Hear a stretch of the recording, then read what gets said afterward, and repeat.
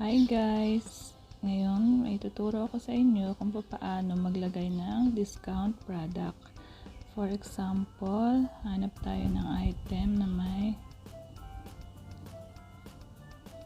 nakalagay siya na discounted. Try natin to.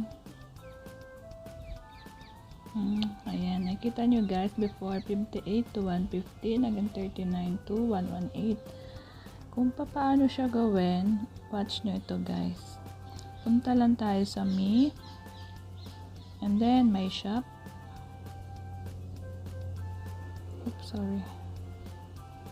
My shop. And then, punta tayo sa marketing center. Okay, punta tayo sa discount promotions. Click lang natin yan. And then sa baba, may kita nyo create new discount. Click natin yan. And then, nakalagay dito discount name, start time, end time, discount, purchase limit, and products. Lagay natin yung discount name. Even though hindi naman siya nakikita, lalagyan pa rin natin siya ng discounted item. And then, lagyan natin ng start time. October 2, 2021, 10 AM. So, ngayon ay 8:32. Gawin natin siya ng 8:45 yung starting time.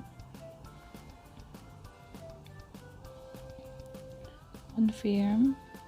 And then sa end time, gusto ko siya gawin until January 2022 at midnight.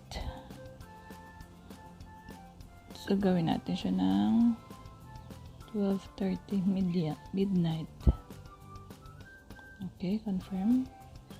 And then, lagyan natin ng product. So, add product. So,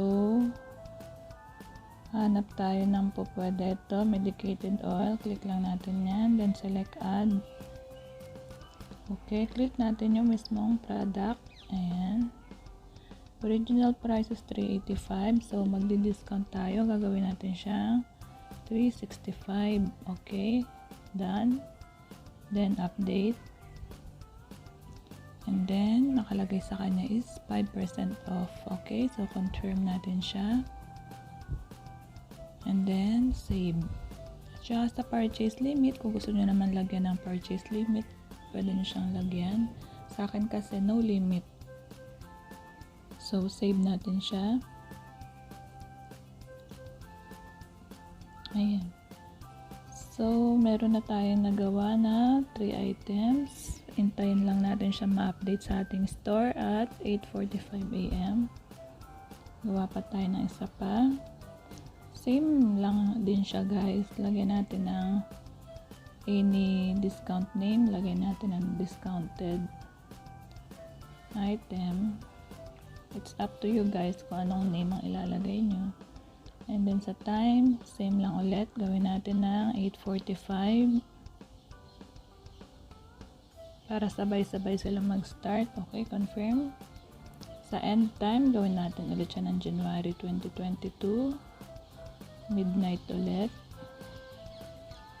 Okay. Confirm. And then, sa product ulit, lagay natin, select lang tayo dito ng mga available product.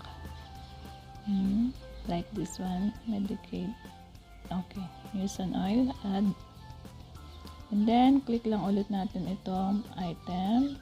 Select yung ating price. For example, 345. Done. Update.